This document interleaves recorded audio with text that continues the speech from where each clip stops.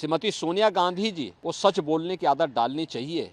चुनाव के दौरान जनता की आंखों में धूल झोंक करके अब ये देश की सत्ता नहीं हथिया पाएंगे। ये न्याय नहीं, भारत के प्रति, अनुसूचित जाति, जनजाति और पिछड़ी जाति के प्रति, भारत की सनातन आस्था के प्रति अन्याय पत्र है। मुस्लिम लीग का एक नया वर्जन ये आया है, कांग्रेस का घोषणा पत्र। देश की सबसे पुरानी राजनीतिक दल कांग्रेस का घोषणा पत्र मुस्लिम लीग का प्रतिनिधित्व करता हो, इससे ज्यादा शर्मनाक दूसरा नहीं हो सकता। कांग्रेस का मैनिफेस्टो क्या कहता है?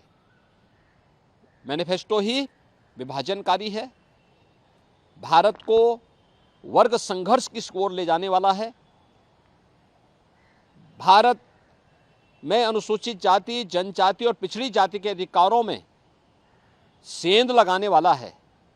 कांग्रेस के मंसूबे पूरे नहीं हो पाएंगे और कम से कम श्रीमती सोनिया गांधी जी को सच बोलने की आदत डालनी चाहिए। चुनाव के दौरान जनता की आंखों में धूल झोंक करके अब ये देश की सत्ता नहीं हथिया पाएंगे, क्योंकि पूरा देश मोदी जी के नेतृत्व में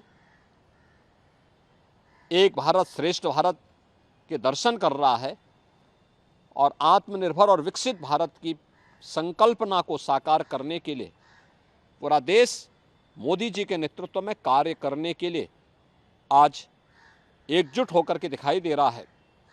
कांग्रेस को इस प्रकार का सफेद झूठ नहीं बोलना चाहिए। सर, हम ये कह सकते हैं कि पूर्व में कांग्रेस की जो सरकारें रही, चाहे उससे आतंकवाद हो, उग्रवाद हो, नक्सलवाद हो, ये सब कुछ भी देश ने देखा है। आज जो नफरत की बात कर रहे हैं 10 साल मोदी जी की सरकार पर जो सवाल, कश्मीर में धारा 370 कश्मीर एक कांग्रेस ने लगाई थी। ओबीसी के आरक्षण में से कर्नाटक और आंध्र प्रदेश में सेंध लगाने का काम कांग्रेस की सरकार ने किया है। तो और ओबीसी के अधिकारों पर पूरी तरह हनन है। ये देश के अंदर जाति राजनीति को क्षेत्र और भाषाई आधार पर समाज को बांटने की कुत्सित चेष्टा कांग्रेस ने की थी। अपने मैनिफेस्टो में जिस प्रकार की बातों को कांग्रेस ने उल्लेख किया है, यह भारत की सनातन आस्था पर प्रहार तो है ही, समाज में वर्ग संघर्ष की स्थिति को पैदा करने वाला है। और मुझे लगता है कांग्रेस के मंसूबे भारत की जनता कभी पूरा नहीं होने देगी, क्योंकि विभाजनकारी जो राजनीति है यह किसी के हित में नहीं है।